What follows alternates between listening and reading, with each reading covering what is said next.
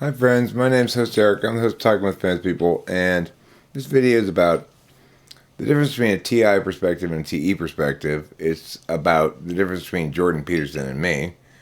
It's also about a general claim that if you listen to Jordan Peterson, like his videos, whatnot, and you just happened upon this video, my basic position is you should listen to me instead. Remember, you've got a finite number of hours to listen to somebody who's pontificating about philosophical whatevers.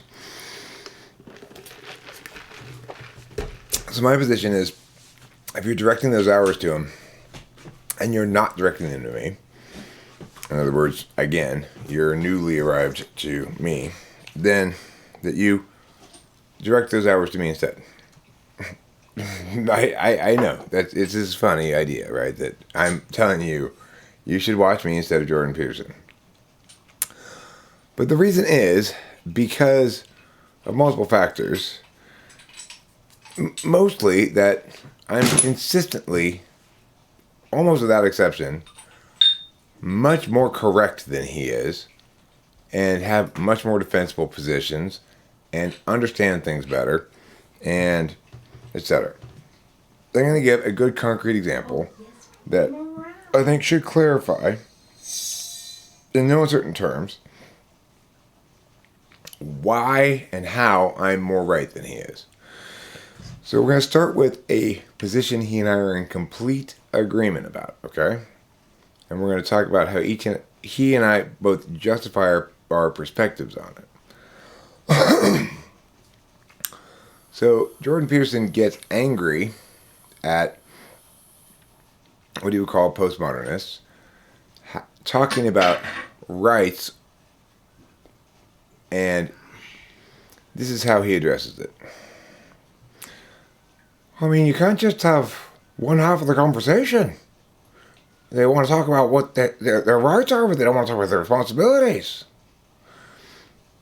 The point being that the problem here is that these people are talking about rights without talking about their duties that go along with those, okay?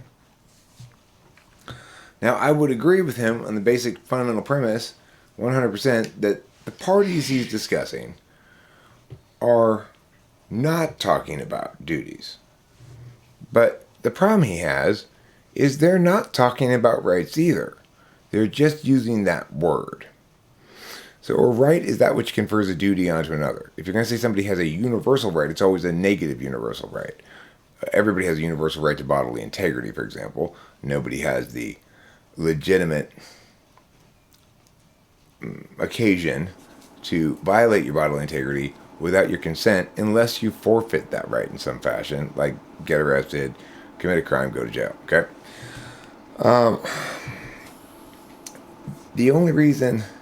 The only way we can ever universalize a right is to have it be a negative right, because you can universalize things that one cannot do that are morally prohibited, but you can't universalize things that one must do. The problem with the idea of universal health care as a right is it's impossible to imagine then what the obligation is that each party has. If it's a universal right, it means it's a universal obligation. If one were to actually have a universal right to health care, then it would mean that every time anybody demanded health care of you, you'd have to provide health care for them, but yourself or in some other fashion. So we know there's no universal right to health care because you can't universalize a positive obligation, only negative obligations. So then we're left with, well, what kind of positive rights are there? Well, positive rights are rights attained by some sort of engagement between two parties. It could be an institution, an organization, a government, or whatever, and the people. You could say, sure, you can say the people have a positive right to health care, and the government is the organization that has the duty to provide it. The problem with that is, then it's not a universal right, it's an entitlement. When we say something along the lines of, we affirm the notion that a just government provides health care for all of its citizens, that's called an entitlement. And we might justify that entitlement in any number of different ways. But what's happened here with Jordan Peterson and these individuals who are talking about rights a lot? Well, I'm going to give you an analogous example. So, let's say there was an argument going on about diet and exercise. And this group of people kept talking about how great their diet was and how it was solving all their problems. And Jordan Peterson went and looked at them, or heard them, and then said, oh, the problem here is you can't have the conversation. It's not just diet, it's also exercise. Except the thing those people are calling their diet is sunbathing. So what's happened there? Jordan Peterson's gotten frame-walked. Because those people called sunbathing a diet and didn't talk about exercise, Jordan Peterson got tricked into thinking they were only having half of the conversation when they weren't having any of the conversation. So the problem with the way an ENTJ is inherently going to approach this is it's TI ignoring, right? He's trying to get the gist of what they're meaning, trying to convey, but that merely empowers the continual destruction of language, correctness in language, which is the only thing that preserves us ultimately from wickedness and evil in the world. The only thing. And in this regard, I want to make clear, I respect Jordan Peterson and afford him a lot of praises due because he is discursively active. He is here on YouTube saying shit. He is putting him out there to be critiqued and be heard and to be corrected, as I am correcting him here. So what's the correct response to a bunch of idiots screaming about their right to health care? No. You say you want a right to health care. You're lying. That's not what you want. You want an entitlement to health care. No, we have a right to health care. Okay, then if there's a universal right to health care, you give me health care right now. I demand it of you. You must give it to me. You just said there's a universal right. Well, words fucking mean things. What Jordan Peterson has done is accept the idea that these people are going to misuse the word because he understands what they're getting at, which is that they really think they should have health care. And he doesn't think it really matters, necessarily, that they're not using the correct word. When we treat it as though they were using the correct word, and say, you're just not having the duty part of the conversation, well, we're doubly wrong. Because there is no duty half of the conversation.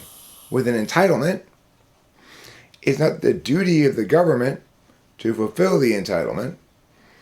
It's instead the promise of the government to fulfill the entitlement. And to the extent that there's a duty, it follows from that promise. As opposed to the government not bashing in the heads of toddlers arbitrarily with clubs. Now, in that instance, the government is not promising to fulfill. There's no promise to fulfill, right? There's simply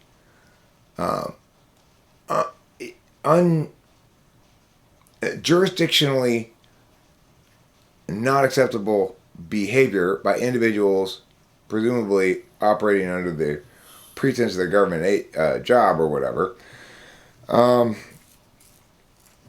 that's an actual violation of rights. So if the government, quote unquote, begins locking people away for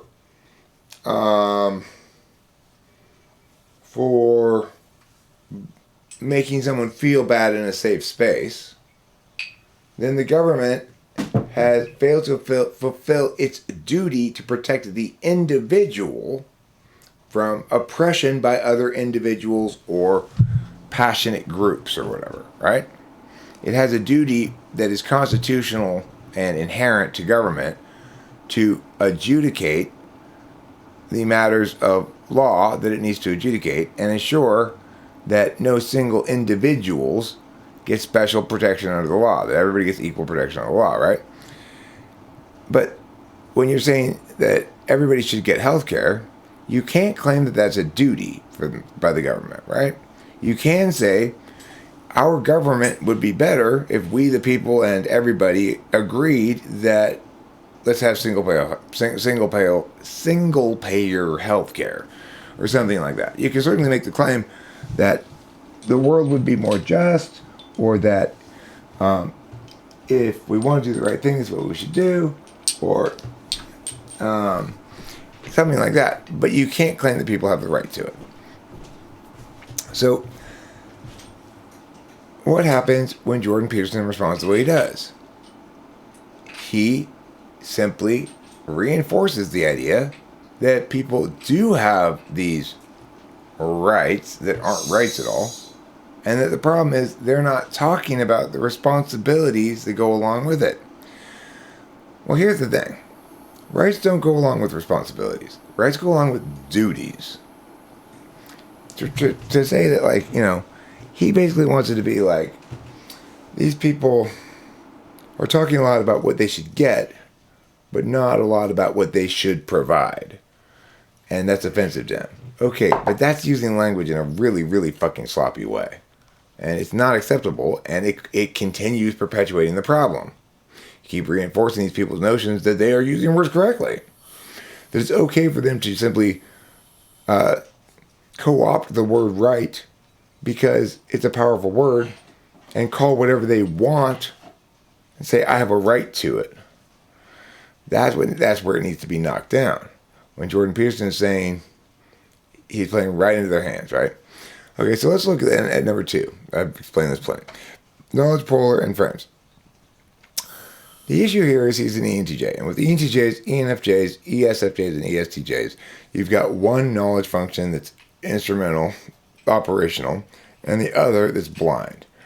In ENTJs, you've got NI, instrumental, operational, SI, blind.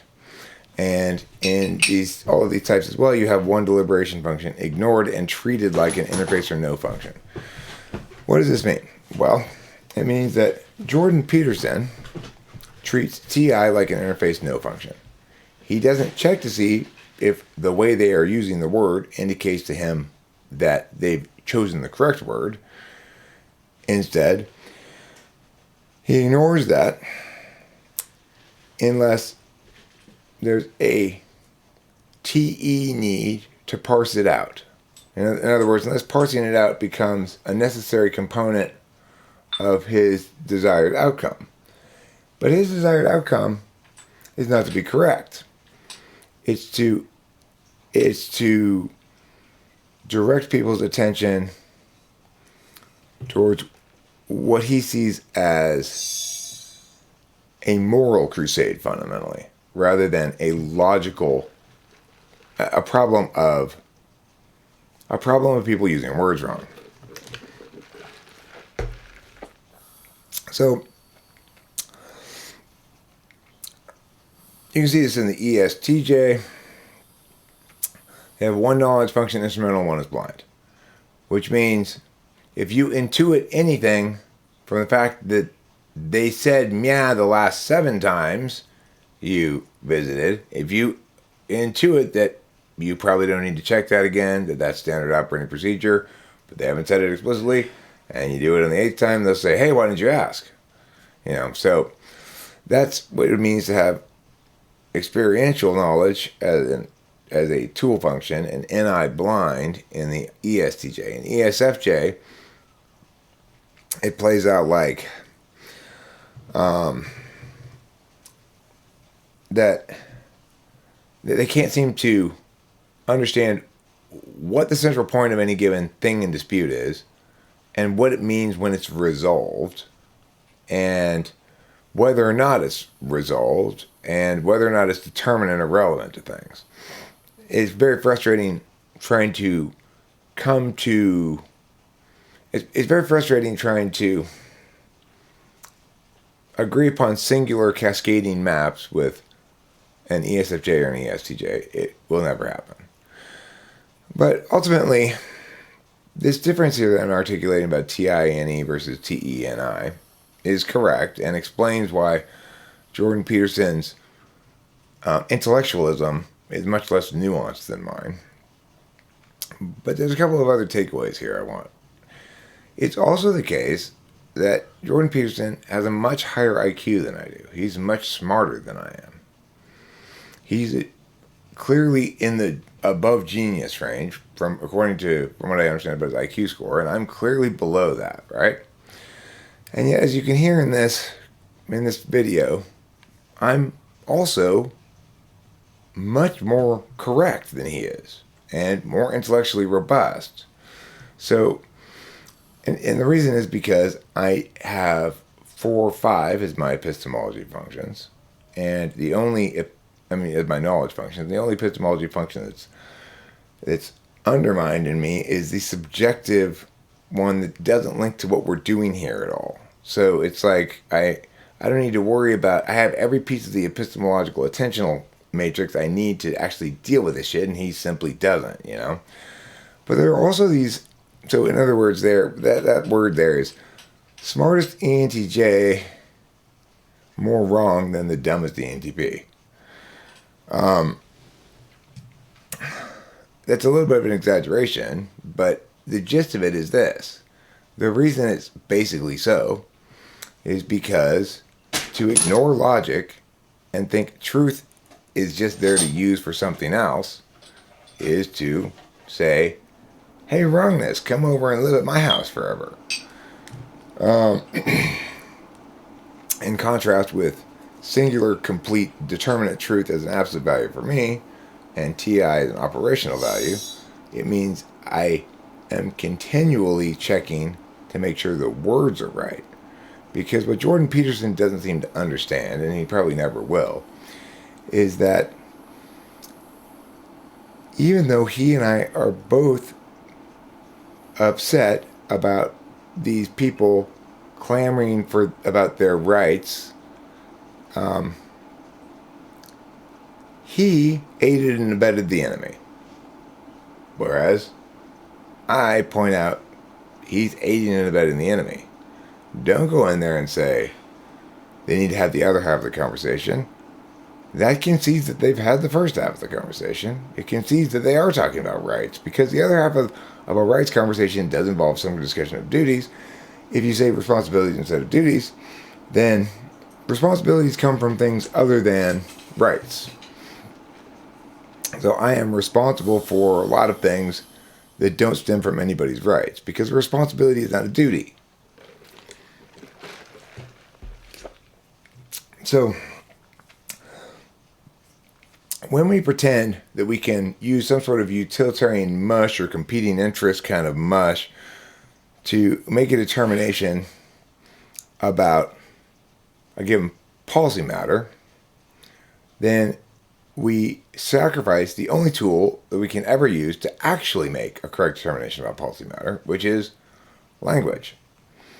When we say things like it's important for everybody to save water, when what we mean is people should use less water, then we strangely truncate or lobotomize our ideational capacity. So why isn't everybody in California thinking we should build cisterns and save water?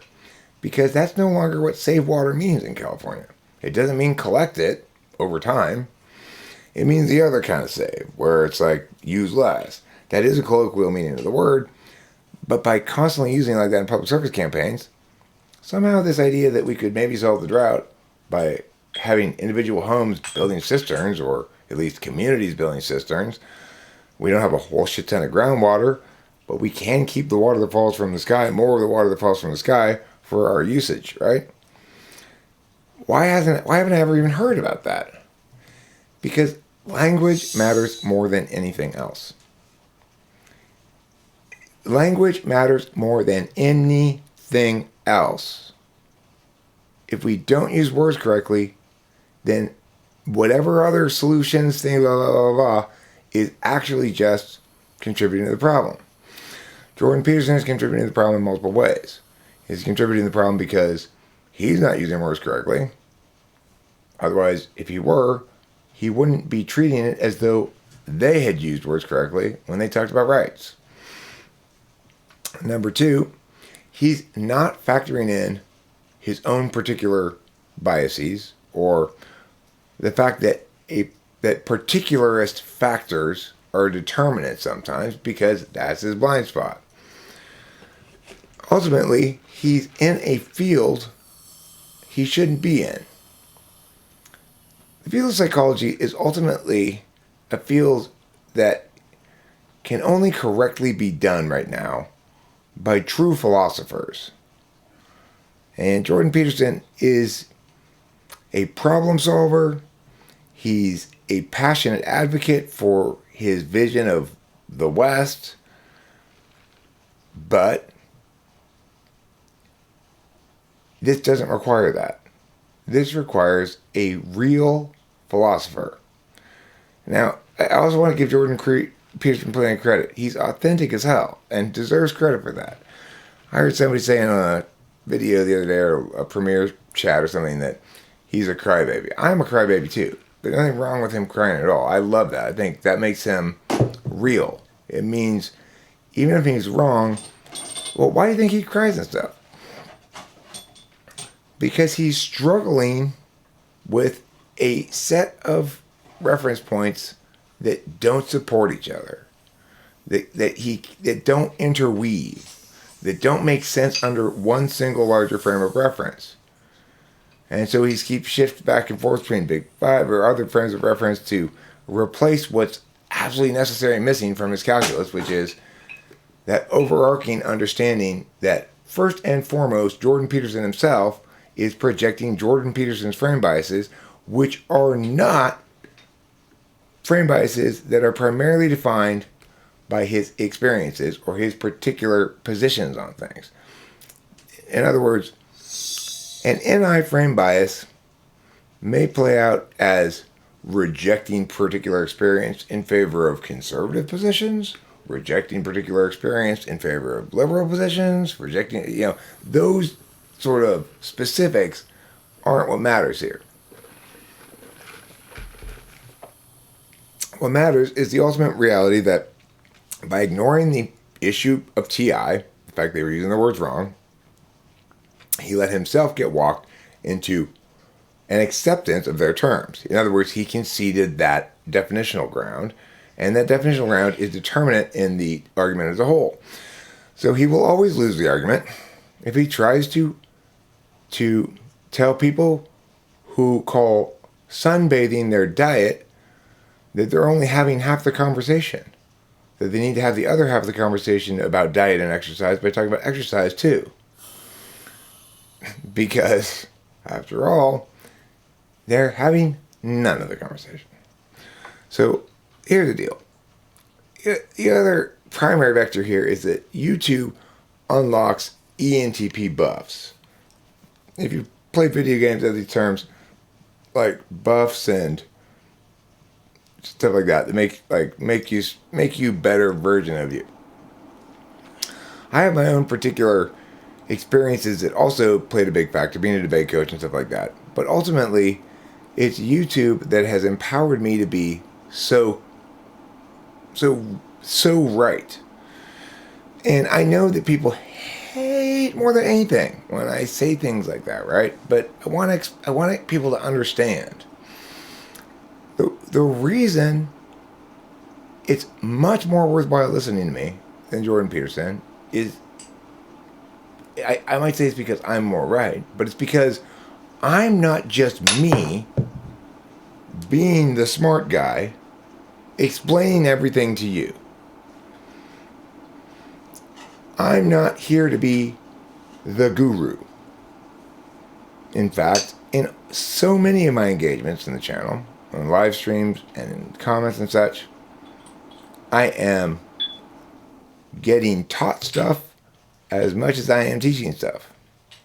But remember, this has been going on for years, and the ENTP actualizes externally, which means until I put all until I've gone and made a bunch of media mistakes and ideational mistakes and get corrected and checked and and until I really feel like, okay, I've arrived in the sense that I no longer feel as though nobody listens to me. I no longer feel that way. People do listen to me. I mean, it may not do any good, but there are some people in the world, not a shit ton of them, who believe that I am worth listening to, that what I'm saying matters, that what I'm saying is not wackadoodle or whatever, and that it's preferable to what other people are saying. There are a fair number of people in the world who think that. To me, that's already kind of heaven, because I spent so many years having to suppress all of my ideational shit into private stuff, because nobody wants to listen to this, you know? Nobody wants to listen to Eric carry on about something. YouTube found those incredibly special few people who do seem to want to listen to Eric carry on about something. And it's made me fundamentally okay in a way that I never was before. YouTube is not going to have the same impact on an ENTJ. Not at all. And that's a good reason to respect Jordan Peterson as well. It's he's not cut out for this. He's not. He can't get his message across without being teamish. He's too passionate. He's got too much belief in his advocacy. He has too little metacognition about how and why he projects his own frame biases. And he's too prone to taking on the role of the guru and believing in his own lack of need to be corrected. Now, I've not heard him state that or anything, but he's certainly not in nearly as robustly a correcting environment as I consistently am. So, I'm sure he does engage in plenty of argumentation with people when he streams and stuff. I don't doubt that he gets pushback from some people, but ultimately, he had his whole shtick understood before he became famous, and expects that whole thing to continue to generate milk, right? But I actually figured all this shit out in the process of getting critiqued on YouTube. It wasn't something I may have positioned myself plenty of times as the expert, but I wasn't as insulated from critique from a bunch of random individuals by a matter of exponential difference as Jordan Peterson was. Now, what I mean by that is, sure, Jordan Peterson has these encounters with students where he has to face confrontation and challenge and whatever, but it's never collaborative.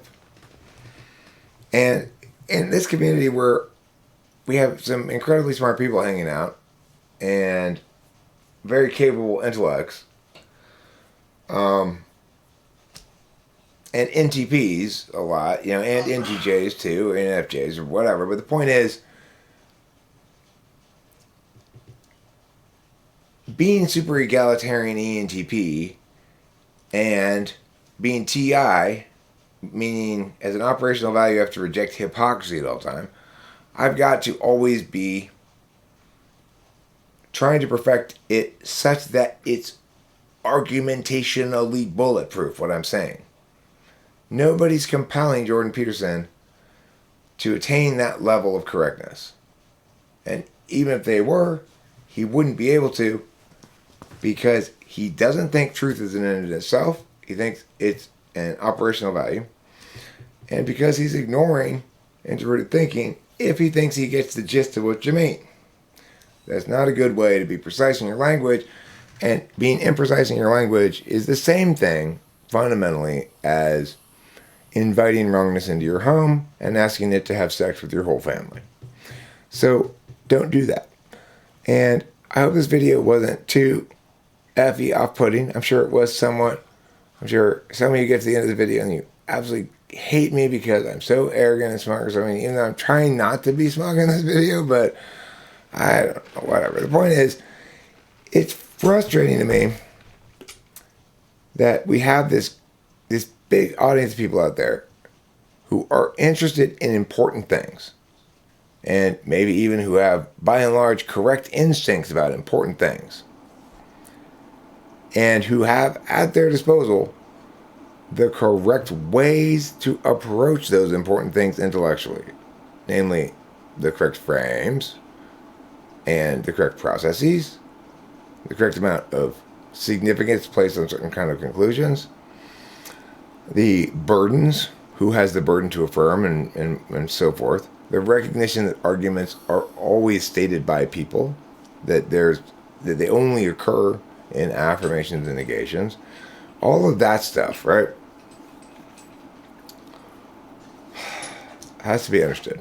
Anyway, that's it. This is rambly, but I'm glad to get it off my chest, because it's like, if all the people who are fighting the good fight, trying to be intellectually honest, intellectually robust, and are garnering some of that quality from Jordan Peterson, were to switch suddenly to listening exclusively to me, the world would undergo a dramatic transformation for the better, provided everybody would listen and try to understand. Because ultimately, what's the problem with the big argument Jordan Peterson's having with those people and those people, It's that he's letting them define the frame. And if he's right that they're wrong, he should never, ever, ever, ever, ever, ever, ever, ever let them do that.